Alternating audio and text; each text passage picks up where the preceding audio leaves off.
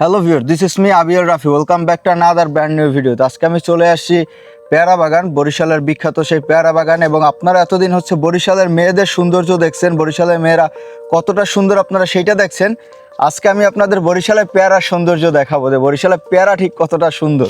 সেই সাথে আমি আপনাদের ঘুরে দেখাবো আজকে বাংলাদেশের সবথেকে বড় ভাসমান পেয়ারা বাজার, ঝালকাঠি জেলায় অবস্থিত ভীমরুলি সেই পেয়ারা বাজার, এবং সেই সাথে দেখাবো ঝালকাঠির সেই ভীমরুলি পেয়ারা বাগানে অবস্থিত পেয়ারা পার্ক, এবং এখানে সবথেকে বিখ্যাত ও ভাইরাল বৌদির হোটেল বা বৌদির ভাসমান হোটেল।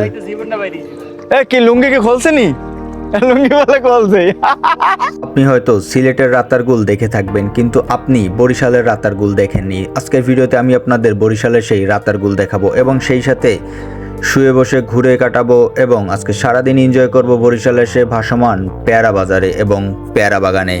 এবং আজকের ভিডিওতে আমার সাথে স্পেশালি 4 জন গেস্ট থাকবে, এবং 4 জনই থাকবে র্যান্ডম গেস্ট। তো ভিডিওটি শুরু করা যাক। বরিশালের মেয়েদের সৌন্দর্য দেখছেন, বরিশালের মেয়েরা কতটা সুন্দর আপনারা সেইটা দেখছেন।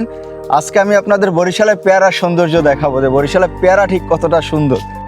এরকম সুন্দর সুস্বাদু ও তাজা পেয়ারা খেতে হলে আপনাকে অবশ্যই আসতে হবে বরিশালের সেই ভাসমান পেয়ারা বাগানে। এখানে আমি ঢাকা থেকে পেয়ারা বাগানের উদ্দেশ্যে রওনা দিয়েছিলাম রাত 11:30 সাকুরা পরিবহনে করে। আপনি চাইলে বাসে অথবা লঞ্চে দুইভাবেই যেতে পারেন, তবে আপনাকে অবশ্যই যেতে হবে আগে ঝালকাঠি, এবং ঝালকাঠির থেকে আপনাকে যেতে হবে ভাসমান পেয়ারা বাগানে। তবে আমি আপনাকে বলবো লঞ্চে যেতে, কারণ আপনি যদি বাসে এরকমের একটি সুন্দর ওয়েদার আপনি উপভোগ করতে করতে যেতে পারবেন, কিন্তু সেক্ষেত্রে আপনাকে ওরা নামিয়ে দেবে রাত্র 3টা বা 4টার সময়। তো আপনি তখন কোনো হোটেল বা ওরকম কোনো থাকার জায়গা পাবেন না, যেটা আপনি একটা হ্যাসেল ফেস করবেন। আমি বলবো আপনি লঞ্চে এখানে আসাটা আপনার জন্য সুবিধাজনক হবে, এবং লঞ্চে আসার পরে সকালবেলা এরকম একটি সুন্দর ওয়েদার দেখতে দেখতে আপনি চলে যেতে পারবেন পেয়ারা বাগানে। ঝালকাঠি থেকে ভীমরুলি ভাসমান সেই পেয়ারা বাজারে যেতে ভাড়া লাগে মাত্র 40 টাকা। আপনি চাইলে রিক্সা, অটোরিক্সা অথবা মোটরসাইকেলে করে যেতে পারেন। আপনি যাওয়ার সময় রাস্তার এভাবে দুই পাশেই পেয়ারা বাগান এবং পেয়ারা গাছ দেখতে পাবেন। ফাইনালি গাইস, এখন মাত্র সকাল বাজে 8টা, আর আমি অলরেডি পৌঁছে গেছি ভাসমান সেই ভীমরুলি পেয়ারা বাজারে বা ভাসমান বাজারে। এখানকার বাজারটা নির্ভর করে মূলত জোয়ার ভাটার পানির উপরে। যখন জোয়ারের পানি ভরে যায় তখনই মূলত এখানে বাজারটা জমজমাটভাবে শুরু হয়। এবার আর সাথে সাথে এখানে স্থানীয় ব্যবসায়ীরা বা ব্যাপারীরা এবং ক্রেতা বিক্রেতা উভয় এখানে সমবেত হয়, এবং মূলত নৌকার উপরেই কেনাবেচা হয়ে থাকে। এখানে মূলত হাটের সময় খুব সকালেই হয়, কিন্তু যখন আপনার জোয়ারের পানি আসে না, অনেক সময় দেরি হয়, তখন বাজার শুরু হতে 10টা থেকে 11টাও অনেক সময় বেজে যায়। এবং সেই সাথে শুরু হয়ে যায় এখানে বিভিন্ন পাইকারি এবং খুচরা বিক্রেতাদের দর কষাকষি। আর এরকম একটা দৃশ্য আপনি যদি উপভোগ করতে চান, তাহলে অবশ্যই আপনাকে আসতে হবে ভীমরুলি পেয়ারা বাজারে।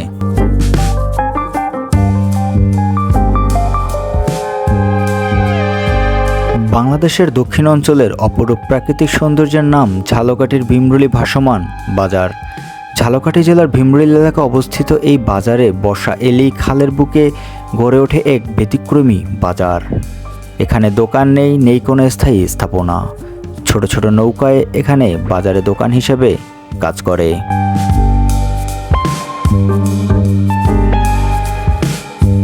এখানে বাজারগুলোতে যে শুধু পেয়ারা পাওয়া যায় ব্যাপারটা এরকম না, এখানে পেয়ারার পাশাপাশি আরও অসংখ্য রকমের সবজি ও ফলমূল পাওয়া যায়। তবে আমি এখানে এসে আশ্চর্য হলাম তাদের এই প্যাকেজিং সিস্টেমটি দেখে, যে কলা পাতার মাধ্যমে এভাবে মুড়িয়ে তারা এই পেয়ারাটি প্যাকেটজাত করতেছে। এটা চলে যাবে বাংলাদেশের বিভিন্ন অঞ্চলে। এখান থেকে এখানে আসলে আপনি পেয়ে যাবেন বিভিন্ন রকমের ভাসমান হোটেল খাওয়া দাওয়া করার জন্য। তবে এখানে বলে রাখা ভালো, এখানে যে হোটেল বা যে খাবারের ব্যবস্থাগুলো আছে সবগুলি হচ্ছে সনাতন ধর্মাবলম্বীদের দ্বারা পরিচালিত। আপনি ঘরে বসে বসে আমার এই পেয়ারার ভিডিও না দেখে আমি আপনাকে আমন্ত্রণ জানাবো এখানে একবার হলেও ঘুরে যেতে। আপনি একটি দারুণ অভিজ্ঞতা নিয়ে বাড়িতে ফিরতে পারবেন এখান থেকে। এখানকার স্থানীয় কৃষকেরা নিজেদের বাগান থেকে তাজা পেয়ারা, আমড়া, কচু, শাকসবজি ও অন্যান্য কৃষিপণ্য নৌকায় করে নিয়ে এসে সরাসরি বিক্রি করেন এই বাজারে। এই ভাসমান বাজার শুধু কেনাবেচার জায়গা নয়, বরং 100 বছরেরও বেশি সময় ধরে টিকে থাকা এ অঞ্চলের নৌজীবন ও ঐতিহ্যর অনন্য প্রতিচ্ছবি। এখানে শুধু পাইকারি নয়, এখানে খুচরাও শাকসবজি ও বিভিন্ন ফলমূল খুচরাভাবেও বিক্রয় করা হয়। তো আপনি চাইলে নিজেও এখান থেকে কেনাকাটা করতে পারবেন এবং এখানে আপনি আসলে আপনার মনে চাইবে ব্যাগ ভর্তি করে তাজা পেয়ারা নিয়ে যেতে, বাসার জন্য, ফ্যামিলির জন্য, ফ্রেন্ডের জন্য। বর্ষাকাল, চারপাশে খাল, পানিতে ভরে গেলে নৌকাই হয়ে ওঠে যাতায়াতের প্রধান মাধ্যম। আর তখনই বাজারটি সবচেয়ে প্রাণবন্ত রূপ ধারণ করে।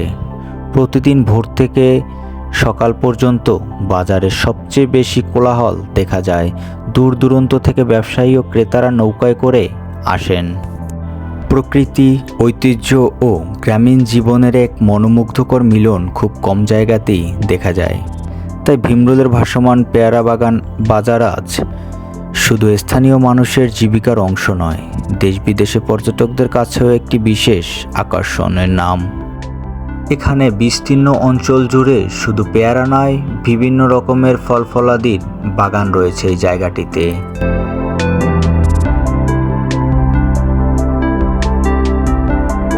তো ভিউয়ার্স, এতক্ষণ আমি ছিলাম ভীমরুলি ভাসমান পেয়ারা বাজার এবং ভাসমান বাজারে। তো এখন এখান থেকে আমি চলে যাব সেই বিখ্যাত পেয়ারা বাগান এবং বিভিন্ন ফলের বাগানে।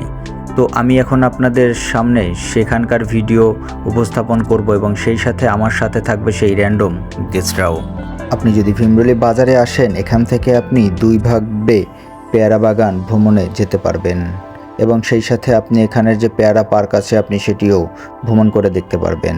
তো তার জন্য আপনাকে নৌকা অথবা ট্রলারে করে যেতে হবে। যদি আপনি নৌকায় যান সেক্ষেত্রে ঘন্টা হিসেবে ভাড়া লাগবে মাত্র 300 টাকা, আর যদি আপনি ট্রলারে যান সেক্ষেত্রে ভাড়া লাগবে ঘন্টা হিসেবে 600 টাকা। তবে আপনি কতজন যাবেন এটা এখানে কোনো লিমিটেশন থাকে না।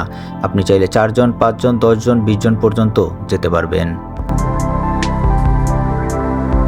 এখানকার সবথেকে সুন্দর বা সবথেকে ভালো যে দৃশ্যগুলো লাগছে সেটা হচ্ছে এরকম ছোট ছোট নৌকায় করে এরকম কৃষিপণ্য, পেয়ারা এবং বিভিন্ন ফলমূল নিয়ে যাওয়া দেখতে।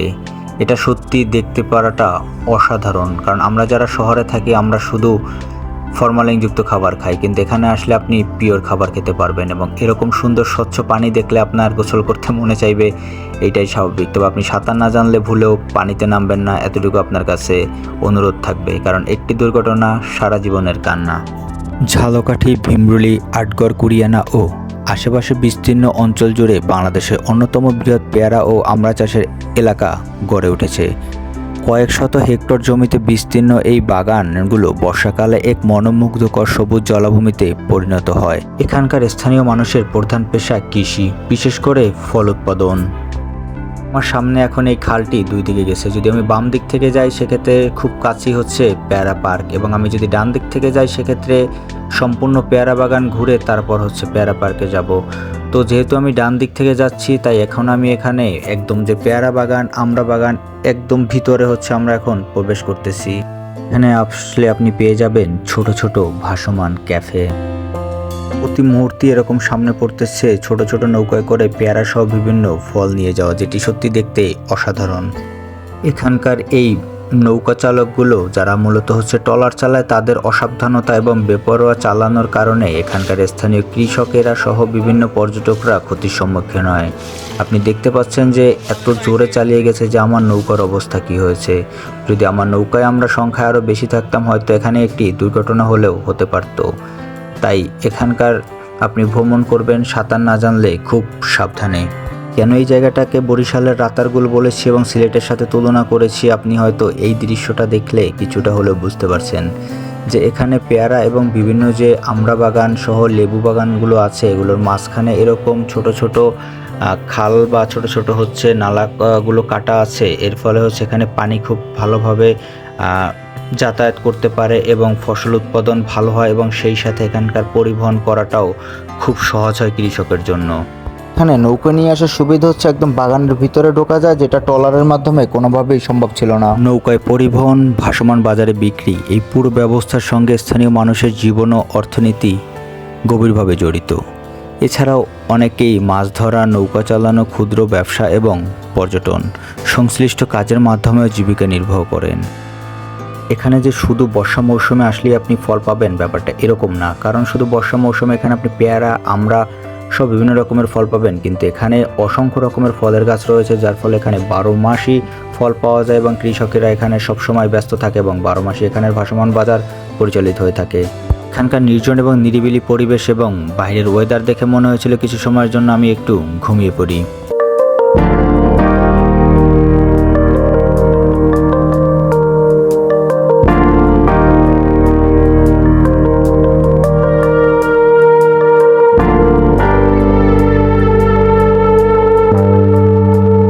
এই দৃশ্য দেখার পর আপনি কি বলবেন? বরিশালের মেয়েরা সুন্দর নাকি বরিশালের পেয়ারা সুন্দর? ঝালকাঠি জেলার ভীমরুলি এবং এর আশেপাশে এলাকা বাংলাদেশের দক্ষিণাঞ্চলে নদী বৈদ্যুত বদ্বীপ অঞ্চলের অংশ। অসংখ্য খাল, নদী আর উর্বর পলিমাটির সমন্বয়ে গড়ে উঠেছে অনন্য ও উর্বর ভূপ্রকৃতি। এতক্ষণ আমরা এবং পেয়ারা গাছ এবং লেবু গাছ দেখলেও এখন আবার দেখতেছি দুই পাশে সারি সারি কলা গাছ। হঠাৎ করেই প্রকৃতির বিপর্যয়ের মুখে হঠাৎ করেই নামছে প্রচুর পরিমাণে বৃষ্টি। তো এই বৃষ্টিতে আমরা এখন সবাই পলিথিনের মধ্যে আছি। বৃষ্টি কিছু কিছু কমতেছে, কিন্তু যদি খুব বেশি ভারী বৃষ্টি হয় তাহলে খুব বিপদে পড়তে হবে। কারণ আল্লাহ করি যাতে খুব বেশি বৃষ্টি না হয়, কারণ এখানে ঘুরতে আসছি, তাহলে ঘোড়াটাও মাটি হয়ে যাবে। বরিশালের ভাষায় যেটাকে বলা হয় হাক্কা, খাঁটি বাংলা ভাষায় যেটাকে বলে সাঁকো। তো আজকে ভিডিওতে আমার সৌভাগ্য হয়েছে যে আপনাদের একটু হাক্কা বা সাঁকো এটাও দেখাতে পেরেছি। বৃষ্টি মনে হচ্ছে এখানকার প্রাকৃতিক দৃশ্যটাকে আরও দ্বিগুণ সুন্দর করে তুলেছে। বর্ষাকালে যখন চারদিকে পানি ছড়িয়ে পড়ে তখন খালগুলি হয়ে ওঠে এখানকার প্রধান যোগাযোগ পথ। নৌকাই মানুষের সবচেয়ে প্রধান নির্ভরযোগ্য বাহন। বিস্তীর্ণ এই অঞ্চলে একই সাথে রয়েছে দুইটি পেয়ারা পার্ক। তো আমি সেই ইকো পেয়ারা পার্ক এখন আপনাদের ঘুরে দেখাবো এবং আমি অলরেডি সেখানে পৌঁছে গেছি। আমার সামনে যে জায়গাটা দেখা যাচ্ছে মূলত এটি হচ্ছে সেই ইকো পার্ক এবং পেয়ারা পার্ক। এখানে আপনাদের জন্য তৈরি করা হচ্ছে কটেজ। হয়তো পরবর্তীতে কিছু দিনের মধ্যে শুরু হয়ে যাবে এখানে মানুষের রাত্রিযাপন।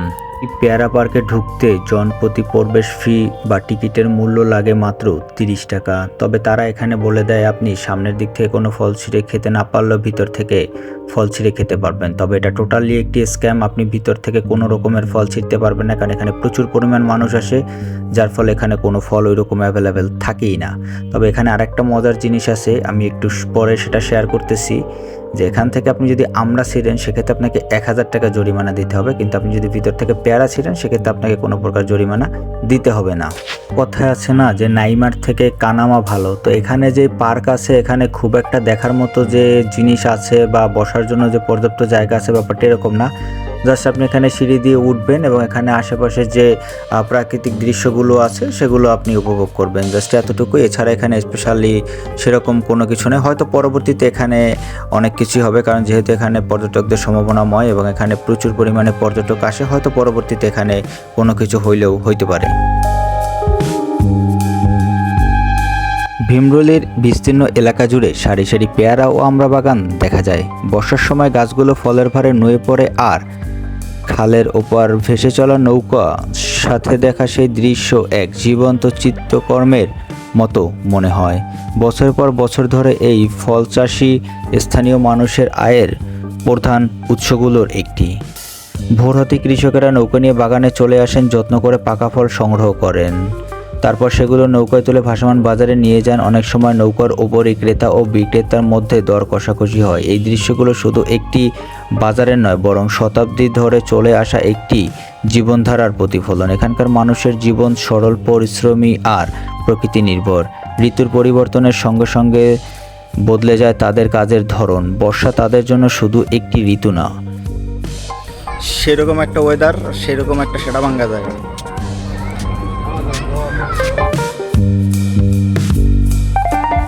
এখানের একটি গুরুত্বপূর্ণ এবং ইন্টারেস্টিং তথ্য আপনাদের সাথে শেয়ার করতেছি। সেটি হচ্ছে এই জায়গাটাতে 14 না কি 16টা এরকমের একটি কথা আছে যে গ্রাম আছে। তো এই গ্রামগুলোতে সম্পূর্ণ সনাতন ধর্মীরা বসবাস করে। মানে এখানে যারা পর্যটক আসে একমাত্র তারা মুসলিম বা অন্য ধর্মের, কিন্তু এই জায়গাতে মূলত যারা বসবাস করে বা এই বাগানগুলো যারা পরিচালিত করে সবাই সনাতন ধর্মের। বর্ষা এখানকার মানুষের জন্য শুধু একটি ঋতু নয়, এটি সবচেয়ে ব্যস্ত সময়, কারণ এই সময় পেয়ারা ও আমড়া মৌসুম। আর তখনই সারা দেশ এখানকার ফল পৌঁছে যায়। শুধু কৃষিকাজ নয়, পর্যটন ও এখানকার অঞ্চলের অর্থনীতিতে একটি গুরুত্বপূর্ণ ভূমিকা রেখেছে। প্রতি বছর হাজার হাজার দেশি বিদেশি পর্যটক নৌকায় চড়ে এই সবুজ বাগান দেখতে আসেন। পর্যটকদের আগমনে স্থানীয় মাঝি কৃষক, ছোট ব্যবসায়ী ও দোকানিরা অতিরিক্ত আয়ের সুযোগ পান। ভীমরুলির সৌন্দর্য শুধু তার সবুজে নয়, মানুষের আন্তরিকতাতেও। অতিথিদের হাসিমুখে স্বাগত জানানো, নৌকায় বসে টাটকা পেয়ারা খাওয়ার আমন্ত্রণ আর গ্রামের সরল জীবন সব মিলিয়ে এই ভ্রমণ হয়ে ওঠে এক অন্যরকম অভিজ্ঞতা। যদি বরিশালের এবং এই জায়গাটার সৌন্দর্য উপভোগ করতে চান তাহলে আমি বলবো আপনি এই সময়টাতেই চলে আসতে পারেন, কারণ এটি হচ্ছে পারফেক্ট সময়। কারণ বর্ষার মৌসুমে এই জায়গাটার সবুজ প্রকৃতি এক অপরূপ ধারণ করে, যেটি আপনি চাইলে এখানে আসলে উপভোগ করতে পারেন।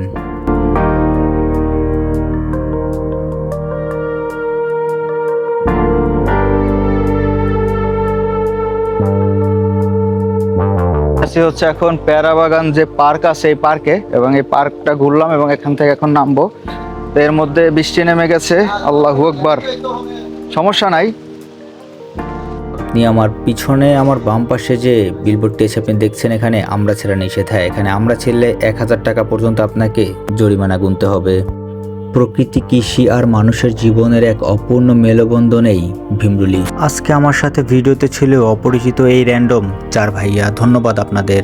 এখান থেকে ফেরার পথে বাসার জন্য আমরা সবাই হচ্ছে কিছু না কিছু ফল কিনতেছি। তো এখানে অনেক রকমের ফল পাওয়া যায়, সবগুলি হচ্ছে দেশি এবং একদম অথেন্টিক, কোনো ফরমালিন নাই, একদম সম্পূর্ণ ভেজাল মুক্ত।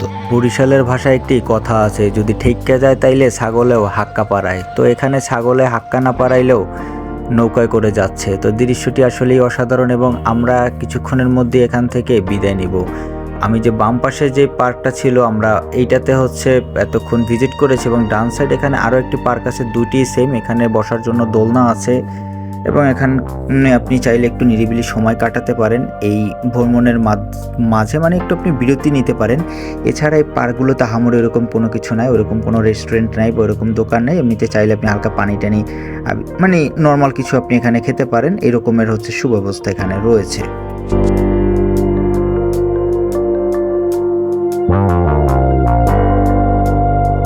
যেতে যেতে এখন এই ভাইয়াদের ব্যাপারটা বলি। ওনারা মূলত হচ্ছে এখানে ঘুরতে আসছে এবং আমিও ঘুরতে আসছি। তো আমি যেহেতু একা আসছি তাই আমি তাদের সঙ্গে হচ্ছে এখানে নৌকায় ভ্রমণ করি, কারণ নৌকায় ঘন্টায় 300 টাকা এবং ট্রলারে ঘন্টায় 600 টাকা। 4 থেকে 5 ঘন্টা এখানে হিসাব করলে বা 3 ঘন্টা মিনিমাম আপনার লাগবে, সেক্ষেত্রে অনেক বেশি একটা অ্যামাউন্ট হয়ে দাঁড়ায়। তো একসাথে যদি আপনি এভাবে মানে কারোর সাথে ভ্রমণ করেন সেক্ষেত্রে আপনার খরচটা অনেকটাই কমে যাবে। তো এই কারণে হচ্ছে আমি এই পদ্ধতিটা অবলম্বন করি। ডুব দেন, লুঙ্গি খোলছে নি? কি লুঙ্গি কি খোলছে নি? লুঙ্গি বলে খোলছে, লুঙ্গি খোলছে কয়দি, লুঙ্গি খোলছে। ভ্রমণ শেষে এখানে ভাসমান হোটেলগুলোতে আপনি চাইলে খাওয়া দাওয়া করতে পারেন। এখানে সব থেকে ভাইরাল হোটেল হচ্ছে বৌদির ভাসমান হোটেল। ইনশাল্লাহ দেখা হচ্ছে নেক্সট কোনো ভিডিওতে। ততক্ষণ ভালো থাকবেন, সুস্থ থাকবেন, নিজের খেয়াল রাখবেন। আল্লাহ হাফেজ, দেখা হচ্ছে নেক্সট কোনো ভিডিওতে। এবং অবশ্যই আপনাকে আমি আমন্ত্রণ জানিয়ে রাখছি, আপনি অবশ্যই এই সিজনে যদি আপনার কোথাও ঘুরতে যাওয়ার কোনো প্ল্যান থাকে তাহলে আপনি একবারের জন্য হলেও আপনি এই বরিশালের এই ভাসমান বাজার এবং হচ্ছে ভাসমান পেয়ারা বাগান, আপনি এই দুইটা জায়গা ঘুরতে পারেন। আশা করি আপনার ভালো লাগবে। ধন্যবাদ, আল্লাহ হাফেজ।